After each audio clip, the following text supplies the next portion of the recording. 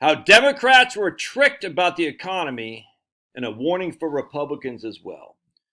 So here's my man, what's this guy's name? Walter? Eugene Ludwig, who used to be the former U.S. comptroller of the currency under Clinton in the 90s. The OCC, the Office of Control of the Currency, a pretty big wig in Washington, D.C. for sure. I don't know this guy, but here's what he said. Voters are right about the data. The voters are right about the economy. The data was wrong. Here's why unemployment is higher, wages are lower, and growth less robust than government statistics suggest. I want to show you something first, though. Just stay on my various social media feeds, and I said, is this acceptable? Historic inflation-adjusted median household income, and we're going to look at Kennebuck County, Maine. Kennebuck County, Maine. In 2005, it was $61,400. In 2021, it's $60,500. All right, so Kennebuck County, Maine has actually lost relative to median income. It's lost money. Now, these are adjusted for inflation, so it's basically stayed even, Steven, but a little bit down. The U.S. as a whole has grown from 64,000 to 69,000. That's not much either. And then the state of Maine has grown from 59,000 to 65,000. Not much. Not much. That's adjusted median household income. So that's in 20 years. You can see Kennebuck County dropped. The United States has grown about 40 basis points, if my number is right. I can't remember. Maine has grown about the same.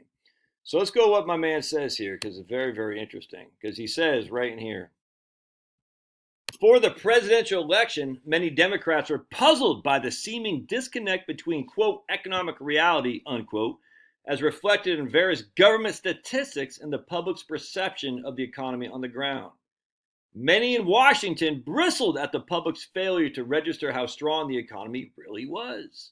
They charged that right-wing echo chambers were conning voters into believing entirely preposterous narratives about America's decline. In recent years, as my focus has broadened beyond finance to the economy as a whole, the disconnect between, quote, hard, unquote, government numbers and popular perception has spurred me to question that faith. I've had the benefit of living in two realms, one as a Washington insider and the other as an advisor to lenders and investors across the country. Toggling between the two has led me to increasingly be skeptical that the government's measurements properly capture the realities. In fact, he uses this right here. Particularly egregious example is the unemployment numbers. Known to experts as a U3, the number misleads in several ways. First, it counts as employed the millions of people who are unwillingly underemployed. That is people who, for example, work only a few hours each week while searching for a full-time job. Second, it does not take into account the many Americans who have been so discouraged they are no longer trying to find a job. Now, we've all known that. I don't think that should be unique to anybody. But the third one is the prevailing statistic does not account for the meagerness of any individual's income. That you could be homeless on the streets, making an intermittent income and functionally incapable of keeping your family fed, and the government would still count you as employed. I don't believe those who went to this past election taking pride in the unemployment numbers understood that the near record low unemployment, 4.2%, counted homeless people doing occasional work as employed. The picture is similarly misleading when examining the methodology used to track how Americans are earning. The prevailing government indicator, weekly earnings, tracks full-time wages to the exclusion of both the unemployed and those engaged in part-time work. Let me show you an example. Here's real median weekly earnings. Real is adjusted for inflation. $335 in 1979. $375 in 2024. That's 0.25% increase in real median weekly earnings. And again, real is adjusted for inflation, but weekly earnings excludes those right here. Real excludes the unemployed and those engaged in part-time work. Now let's talk about GDP, the gross domestic product, a figure that stands as perhaps the most important single economic indicator, but is commonly viewed as a proxy for prosperity writ large. There is, to be sure, real value in tracking the sheer volume of domestic production, though GDP is an imperfect measure of that. But as useful as the figure may be in the sense it purports to track generalized national wealth, it is hampered by a profound flaw. It reveals almost nothing about how the attendant prosperity is shared. That is, if a small slice of the population is awarded the great bulk of the bounty from economic growth, while everyone else remains unenriched, GDP would rise nonetheless. And to a crucial degree, that's exactly what happened. Since 2013, Americans with bachelor's or more advanced degrees have in the aggregate seen their material wealth improve. By the Federal Reserve's estimate, an additional tenth of adults have risen to comfort.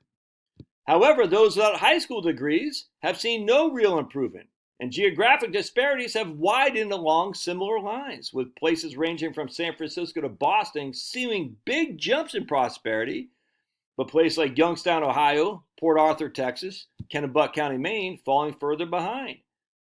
The crucial point, even before digging into the nuances, is clear. America's GDP has grown, and yet we largely remain blind to the disparities. All right, so here's historic adjusted income for people in Boston. $86,000 in 2005, $100,000 today. $86,000 in 2005, $100,000 today. That's a real increase of 0.75%. Not great, but certainly better than Kennebuck County, in Maine, I just told you. Let's look at Pittsfield. I think that's out west, is it not? I think it's out west. Let's take a look. I don't know where Pittsfield. Same. Look at it. Pittsfield, Massachusetts. 67,000 in 2005, 60,000 today. All right, that's not good. That's not good. Let's would be another I don't even know what's Barnstable. I don't know what that is. Barn. I don't know what this is. Barnes. What is it called? Barnes Table Town, whatever that is. 75 to 80. I don't know what that is. Let's go to Springfield. That's the capital of Massachusetts. It went from 61 to 65. But you can see, depending, what is the Suffolk County? Is that where? Yeah, right there. I think it's Suffolk County. Let's take a look. Suffolk County went from, I think that's, isn't that 64 to, this went from 60 to 78. Pretty significant jump. So anyway, you can see, and I don't know any of these other counties, I don't know anything about Massachusetts.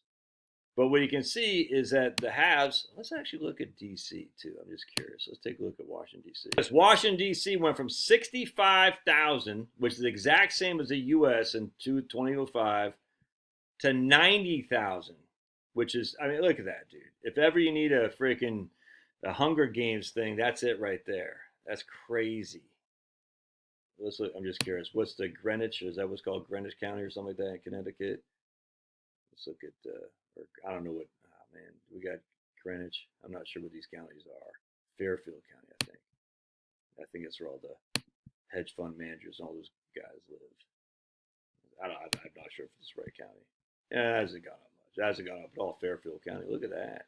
Hasn't gone up at all. I'm not sure where the rich people live in Connecticut. I thought it was Fairfield County. I could be wrong. But look at that. Ooh, look at Connecticut even.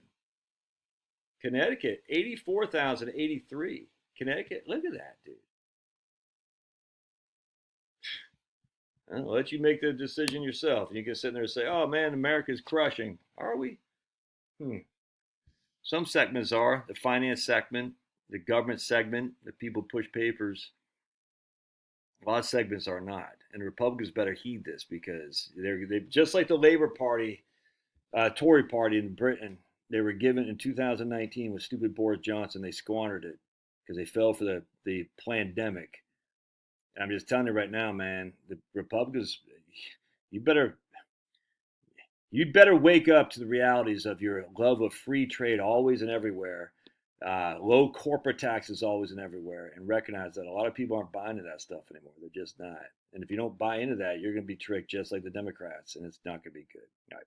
Love your thoughts. God bless. We'll see you. Smash that like button and subscribe.